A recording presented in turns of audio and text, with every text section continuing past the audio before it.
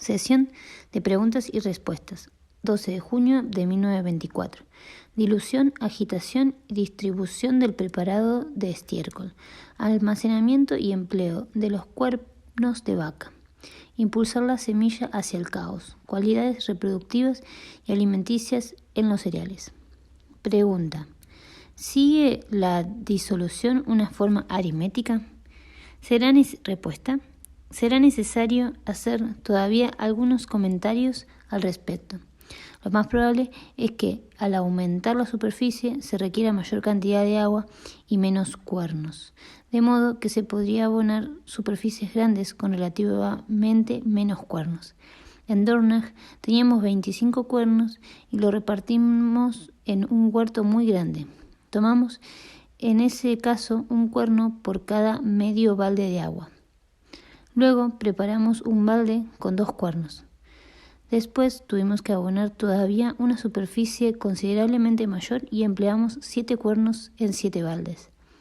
¿Se puede usar un agitador mecánico para agitar el estiércol del cuerpo para superficies mayores o no sería correcto eso? Respuesta. Eso, naturalmente, es algo que puede tomarse en forma estricta, o bien se puede decidir permitir que las cosas deriven hacia compromisos diversos. Es indudable que la agitación manual tiene un significado distinto al de la agitación mecánica. La mentalidad mecanicista, naturalmente, no querrá reconocerlo, pero consideren tan solo la enorme diferencia que hay entre agitar con la mano, incorporando la agitación, todos los sutiles movimientos, todo lo que puede incorporarse, incluso sentimientos, que todo esto se incorpore o simplemente se lo agite en forma mecánica. Naturalmente, la gente de hoy día no cree en esta diferencia importante.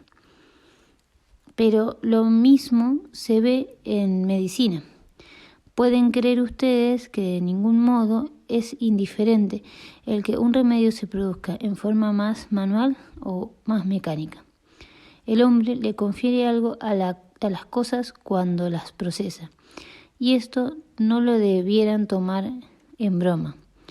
Me han pedido opinión más de una vez sobre los remedios médicos de Ritter, que seguramente algunos de ustedes conocerán.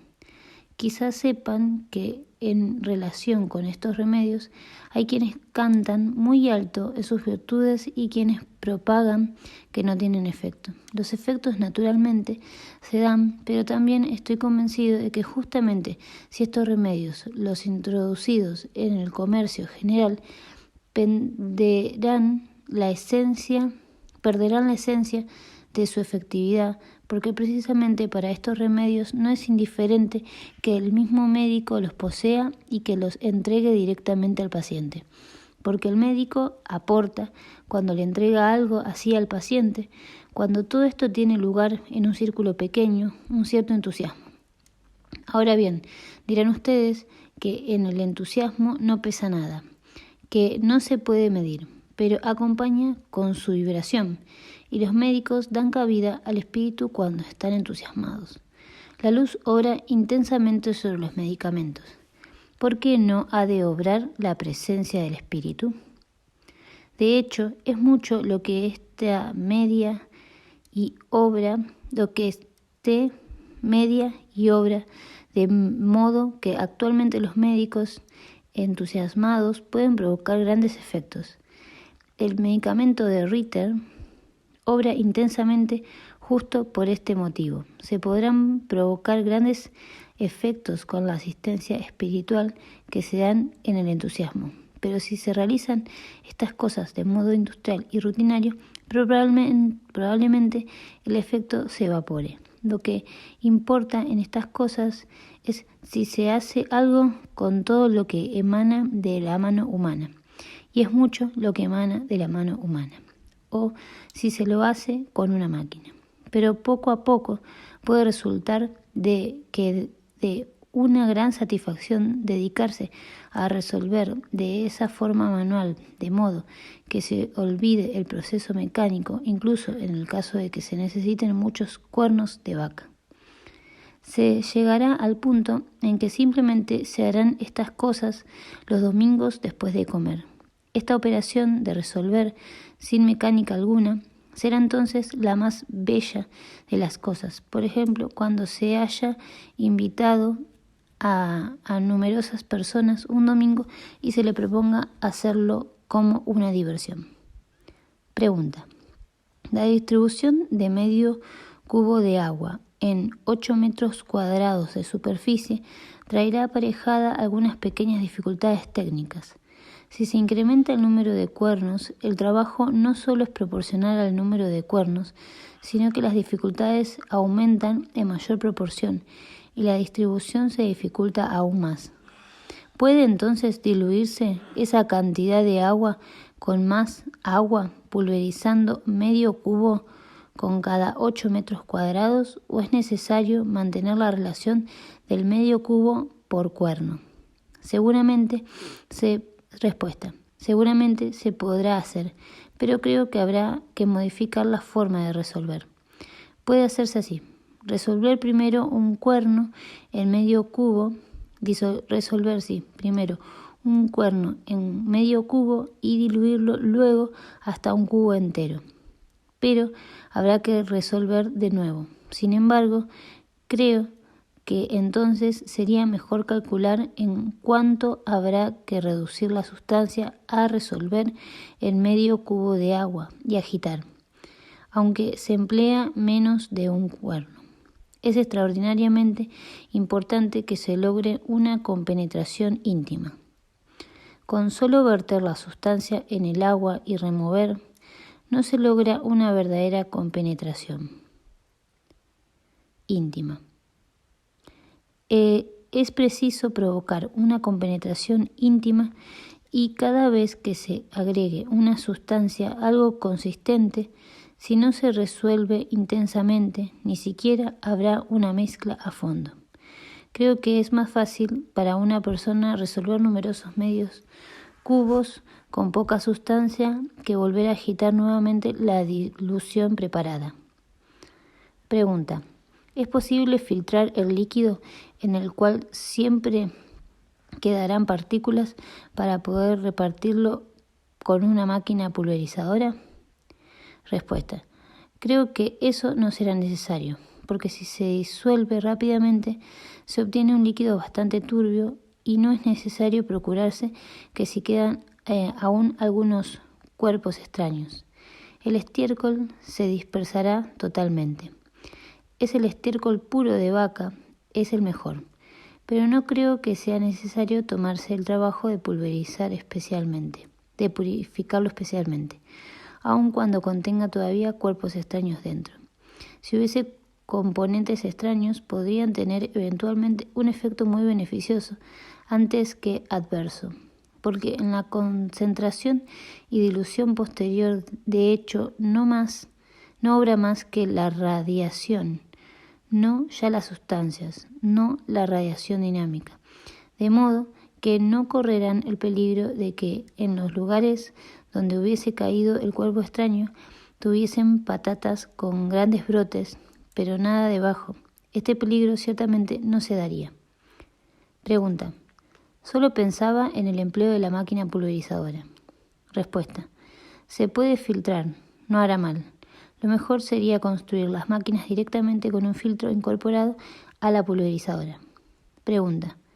¿No dijo si había que pasar la masa extraída del cuerno para obtener una relación proporcional? ¿El medio cubo es de un balde suizo o una indicación en litros? Respuesta. Yo he usado un cubo suizo, el cubo de ordeñar en Suiza. Todo ha sido ensayado buscando lo más práctico. Ahora habría que reducirlo a relaciones en peso. Pregunta.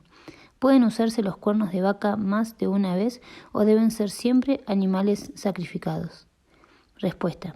Pienso que de acuerdo con lo que se puede saber de estas cosas, pues no lo hemos ensayado, los cuernos se podrán usar 3 o 4 veces seguidas, pero entonces la cosa ya no irá bien del todo.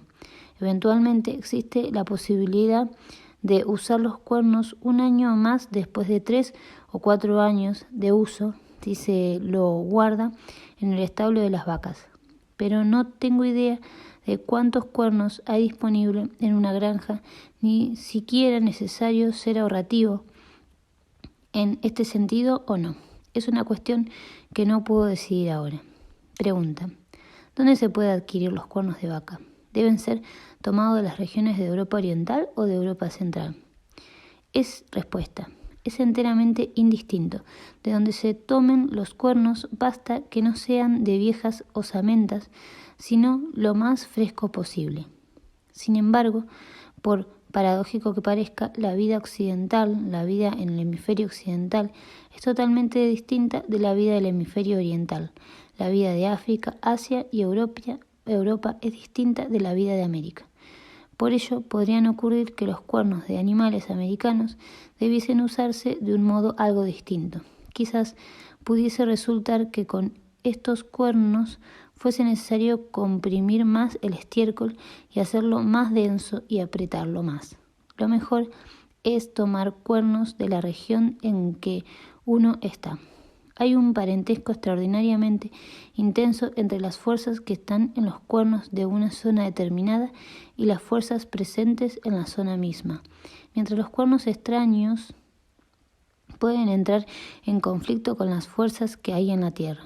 Claro que habrá que tener en cuenta que frecuentemente las vacas que suministran los cuernos en determinada zona no vienen directamente de esa zona. Esto se habrá de aceptar teniendo en cuenta que si una vaca ha comido o movido 3 o 4 años sobre cierto suelo, pertenece a ese suelo, siempre que no sea una vaca de América. Pregunta: ¿qué antigüedad pueden tener los cuernos? ¿Deben ser de una vaca vieja o joven? Respuesta: creo, y todo esto habrá que comprobarlo, que de acuerdo con la naturaleza intrínseca de la cuestión, los cuernos de la vaca de mediana edad debieran ser los mejores. Pregunta: ¿qué tamaño deben tener los cuernos? Rudolf Steiner dibuja un cuerno en la pizarra de 30 o 40 centímetros de largo. Se trataría del tamaño habitual del ganado pardo alpino, del Allgäu. Pregunta: ¿no es importante si el cuerno proviene de un buey o un toro o una vaca? Respuesta: lo más probable es que los cuernos de buey no tengan efecto y en este caso del toro tengan un efecto débil. Por eso siempre he dicho cuernos de vaca. Las vacas normalmente son de sexo femenino. Me refiero pues a la hembra. Pregunta: ¿cuándo es el mejor momento para la siembra de cereales panificables? Respuesta: responderé esta pregunta cuando hable de la siembra. La siembra naturalmente es muy importante y hay una diferencia muy grande si se halla cerca los meses de invierno o no tan cerca. Cerca del invierno se obtendrá una gran fuerza de reproducción. No tan cerca la fuerza nutritiva de los cereales sea mayor. Pregunta: ¿pueden esparcirse también el estiércol de cuerno con arena? ¿Puede afectar la lluvia? Respuesta: lo de la arena se podría hacer. No lo hemos probado, no hay nada en contra. El efecto de la lluvia, naturalmente, es algo que habría que comprobar. Es de esperar que la lluvia no produzca ninguna modificación o que incluso pueda provocar un afianzamiento de la acción. Pero por otro lado, se trata de una concentración tan grande de fuerzas que también se podrían pensar en el pequeño impacto causado por cada gota de lluvia que provoquen una dispersión excesiva. Realmente se trata de un efecto muy sutil y todas estas cosas deben ser tenidas en cuenta. No hay nada que objetar en lo referente a la aplicación del estiércol junto a la arena. ¿Cómo se pueden evitar daños en el Pregunta: ¿cómo se pueden evitar daños en el cuerno y su contenido cuando está guardado? Respuesta: generalmente ocurre que para eliminar los llamados organismos dañinos, normalmente se ocasiona más daño que el que ellos mismos pudieran producir. En los últimos tiempos se ha dado un afán tremendo de desinfectar por todos lados. Indudablemente se ha ido demasiado lejos en todos los campos. Ha ocurrido en el caso de nuestros medicamentos que para evitar absolutamente la posibilidad de enmohecimiento, había que aplicar métodos que inhiben la fuerza terapéutica misma. Me tienen sin cuidado los organismos dañinos que aparezcan. No es tan grande el prejuicio. Lo mejor es no esforzarse demasiado por aplicar métodos de limpieza, sino dejar las cosas como están. Nosotros hemos tapado los cuernos con vejigas de cerdo para que no caiga tierra dentro. Una limpieza especial de los cuernos no es muy recomendable. Es necesario familiarizarse con la idea de que la suciedad no siempre es suciedad. Si se cubre la cara con un pan de oro, entonces esto es suciedad, pero el oro no es suciedad. O sea, que suciedad no es siempre tal cosa. La suciedad es a veces justamente aquello que tiene un efecto conservante. Pregunta: ¿es conveniente favorecer la proyección de la semilla hacia el caos al máximo posible mediante alguna medida particular? Respuesta: se podría favorecer, pero no será necesario. Siempre que haya formación de semillas se produce. También es máximo de caos. No será necesario apoyarlo por tanto. Se requerirá el apoyo justamente en el abonado, pero en la formación de la semilla no creo que sea necesario favorecer la generación del caos. Si hay una semilla fertilizante, también habrá un caos completo. Se podría favorecer naturalmente haciendo el suelo más silicio de lo que es, porque el sílice obra en realidad lo cósmico que es captado en la tierra. Se podría hacer así, que no creo que sea necesario. Pregunta: ¿qué tamaño han de tener la superficie para los ensayos? ¿No sería necesario hacer algo también para conservar las fuerzas cósmicas hasta el periodo de vegetación? Respuesta: podrían hacerse ensayos del siguiente modo. Es relativamente fácil indicar las directrices generales, pero el tamaño más adecuado para cierto fin debe en realidad hallarse individualmente por medio de los ensayos correspondientes, lo cual es comparativamente fácil. Plante usted trigo y espárcela en 2 parcelas vecinas, por ejemplo. Allí tendrán ahora la posibilidad de observar cómo se contrarresta la formación de semillas en una planta que tiende fácilmente hacia la fructificación. En el trigo hay una tendencia constante hacia la fructificación cuando aplican el cuarzo. En el caso de la esparceta, verá que la generación de semillas es inhibida totalmente o bien tiene lugar en una forma retardada. Siempre que se deseen investigar estas cuestiones, se pueden comparar las propiedades del trigo como cereal con las correspondientes de la esparceta como leguminosa. De este modo, se pueden hacer investigaciones muy interesantes sobre la generación de semillas. Pregunta: ¿es indistinto cuando se esparce el material diluido sobre la tierra? Respuesta: con toda seguridad los cuernos no se pueden guardar tal cual después de sacarlos de la tierra, pero generalmente se los podría dejar dentro hasta que necesiten sin perder sus cualidades, aunque se hayan dejado durante el invierno o incluso un tiempo más, durante el verano. Pero si hubiese que guardarlos en otra parte, habría que hacer un cajón forrado interiormente con turba, de modo que hubiese un acolchado de turba todo alrededor. Luego habría que poner los cuernos allí dentro para que se conserve la intensísima concentración. En cambio, no es recomendable en absoluto guardar el material diluido. La agitación deberá efectuarse poco tiempo antes de que se prevea utilizarlo. Pregunta: ¿cuándo se quiere tratar un cereal de invierno? ¿Pueden emplearse los cuernos 3 meses después de desenterrados? Respuesta: lo mejor será siempre dejarlos en la tierra hasta que los quieran usar, pues ello no importa.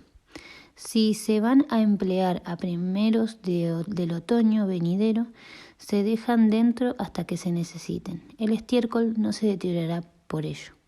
Pregunta.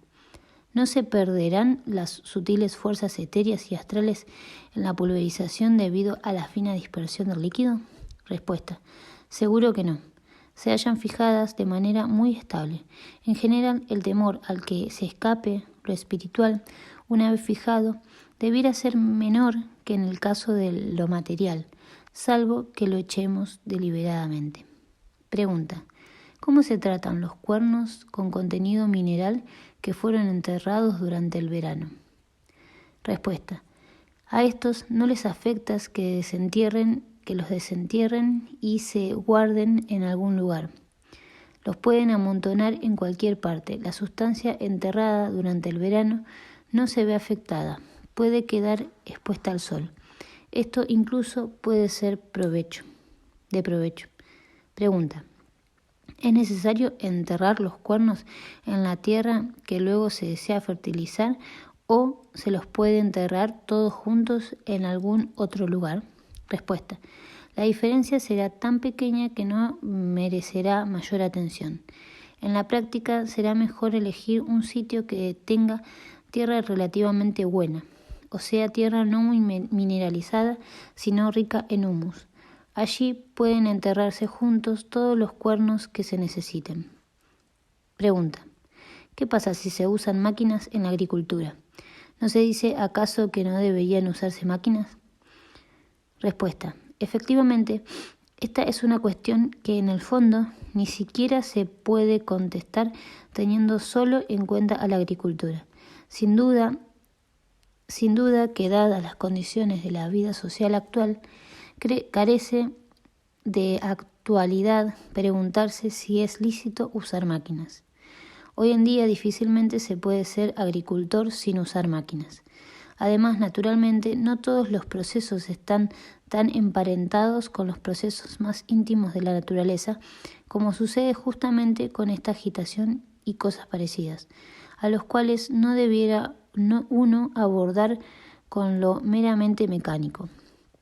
La naturaleza misma vela, en relación con los otros elementos de lo que he hablado, para que no sea posible lograr mucho con máquinas, allí donde ésta se halla fuera de lugar.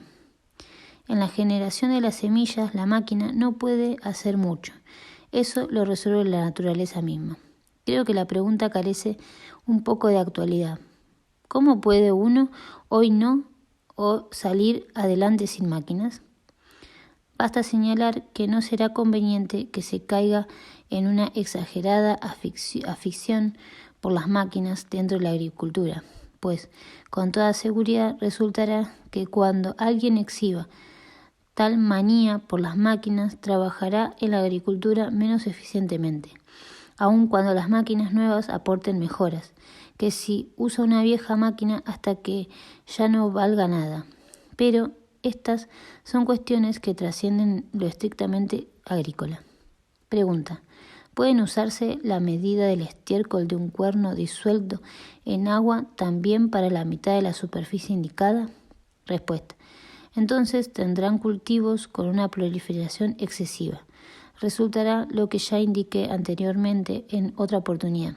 Si lo aplican para un cultivo de patatas, por ejemplo, o algún otro cultivo, obtendrán patatas con una proliferación excesiva, tallos abundantes y extensos, y los que realmente buscan no se desarrollará. Obtendrán una vegetación lujuriante si usan cantidades excesivas para nutrirlas. Pregunta. ¿Qué ocurre en el caso de las plantas forrajeras, donde se busca la proliferación vegetativa abundante, como las espinacas? Respuesta. Creo que incluso en ese caso no usaremos más que ese medio cubo de agua para un cuerno, como lo hemos hecho nosotros mismos en Dornach para una superficie que correspondía a la de un huerto. Mayores se requerirán menos cantidades. Esta será la proporción óptima. Pregunta. ¿Es indistinto qué tipo de estiércol se emplee? ¿Estiércol de vaca, de caballo o de oveja? Respuesta. El mejor material para este procedimiento es sin duda el excremento de vaca, pero podría caber una investigación sobre si puede emplearse excremento de caballo. En el caso de que se emplee excremento de caballo, probablemente haya que enrollar unas crines en torno al cuerno para permitir actuar aquello que en el caballo que no tiene cuernos se localice en las crines. Pregunta: ¿hay que hacerlo antes o después de la siembra? Respuesta: lo correcto es hacerlo antes de la siembra. Veremos qué efecto tiene. Este año abordamos la cuestión un poco tarde y habrá que hacer algunas cosas después de la siembra, de modo que veremos si eso es inconveniente. Pero naturalmente lo correcto es hacerlo antes de la siembra para que el suelo ya haya recibido la influencia. Pregunta: ¿se puede volver a usar los cuernos de estiércol también para poner el mineral de sílice? Respuesta: se puede, pero no más de 3 o 4 veces. Sus fuerzas se pierden tras haber sido usado 3 o 4 veces.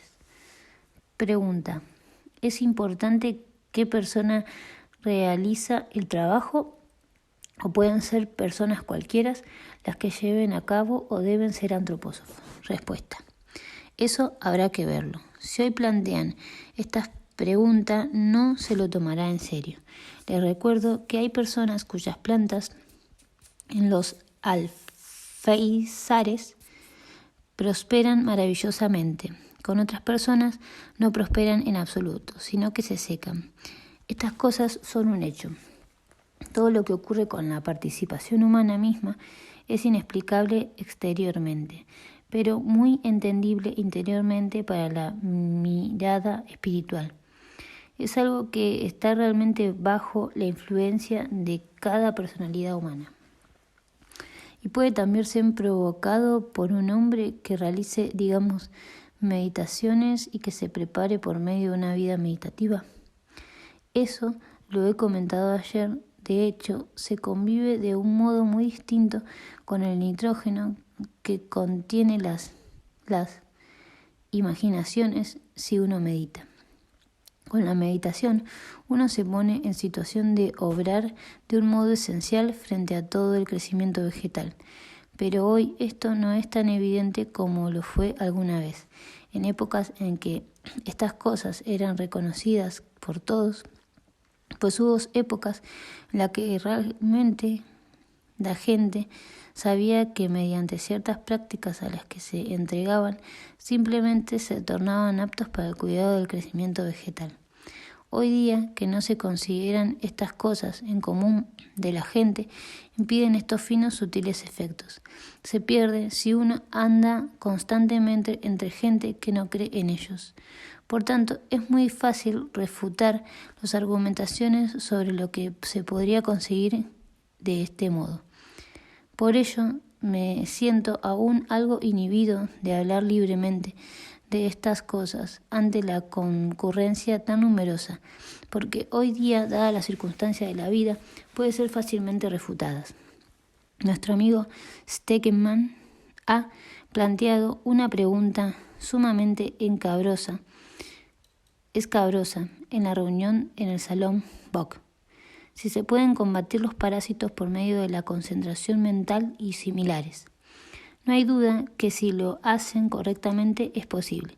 Si en particular se estableciese una especie de jornadas festivas en la época que va de mediado de enero a mediado de febrero, en que la Tierra despliega sus mayores fuerzas y que en efecto se hallan concentradas en grado máximo de la Tierra. Si durante estas jornadas se practicasen dichas concentraciones, entonces seguramente podrían ser sus efectos. Como ya dije, es una cuestión escabrosa, pero que admite una respuesta afirmativa en el sentido señalado. Solo que entonces habrá que realizar esto en armonía con toda la naturaleza. Es necesario saber que es muy distinto realizar un ejercicio de concentración en medio del invierno que en pleno verano. En los proverbios populares se halla contenido mucho que aún puede dar al hombre actual sugerencias importantes. Hasta ayer podría haber comentado muy bien que entre las múltiples cosas que he debido hacer en esta encarnación, pero que no he podido llevar a cabo, estaba la idea que había tenido cuando era muy joven, de escribir una especie de filosofía del hombre de campo, de transcribir el mundo de las concepciones del hombre de campo. De ahí podría haber resultado algo extraordinariamente hermoso. Hubiese quedado desvirtuada la afirmación del conde de que los campesinos son tontos. Hubiese resultado una sabiduría sutil, una filosofía que discurre de un modo verdaderamente grandioso sobre las intimidades de la vida de la naturaleza. Incluso ya a partir de cómo se acuñan los términos, uno realmente se asombra de todo lo que el hombre de campo sabe acerca de lo que tiene lugar dentro de la naturaleza. Ya no es posible escribir una filosofía del hombre de campo, pues en nuestra época las cosas se han perdido totalmente en la mayoría de los casos. Hoy ya no es como hace 40 o 50 años. Si eso era algo sumamente importante, porque allí se podía aprender con los campesinos mucho más que en la universidad. Pero ciertamente era otra época. Uno vivía con los campesinos en el campo. Y cuando venía esa gente con sombrero de ala ancha, que luego inició el movimiento socialista actual, se trataba de algo fuera de lo común. Hoy el mundo entero se ha transformado. Las damas y caballeros, más bien jóvenes, aquí presentes, no se imaginan cuánto ha cambiado el mundo en los últimos 30 o 40 años. Y hoy ya se ha perdido mucho de lo realmente hermoso que se daba en los dialectos populares y aún en la filosofía de los campesinos propiamente dicha, que era una especie de filosofía cultural. Incluso en los almanaques de los campesinos se leía entonces cosas que hoy ya no se ven. También su presentación era distinta, simpática y acogedora. Recuerdo almanaques de campesinos para los que se usaba un papel muy ordinario, pero dentro estaban los signos de los planetas, en colores, y fuera había un caramelito sobre la portada.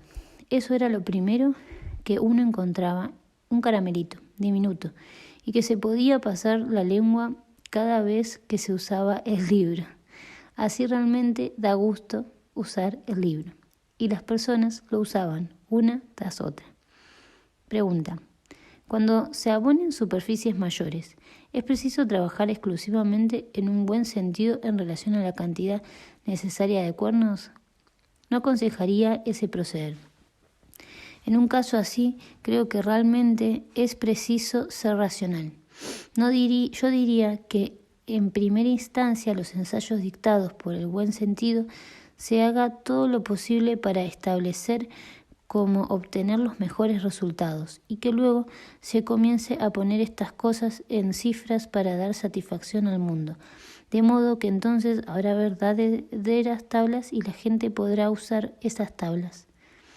Yo aconsejaría que si alguno está predispuesto, de acuerdo con su idiosincrasia, a confiar en su buen sentido, que lo haga, pero que no se comporte luego frente a los demás como demostrando un desprecio por esas tablas, sino que proporcione las cosas en cifras y tablas que permitan hacer el cálculo necesario.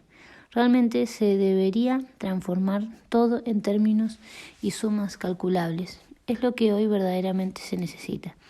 Necesitamos cuernos de vaca para llevar a cabo la cosa a cabo, pero no necesitamos cuernos de toro para defenderla. Justamente esto es lo que tan fácilmente provoca oposiciones. Quisiera recomendar que avengan soluciones de compromiso en lo posible y tengan en cuenta los juicios de terceros. Pregunta. ¿Se puede agregar cal viva al compost en los porcentajes que se recomienda hoy en día? Respuesta. Los procedimientos clásicos resultarán eficaces.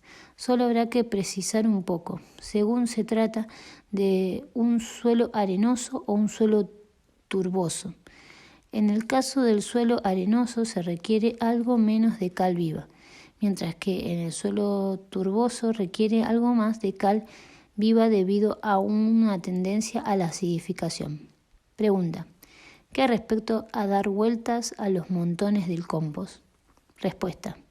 Eso no les hará mal. Naturalmente, habrá que proteger todo con una capa de tierra dispuesta por fuera, una vez que se haya volteado el compost.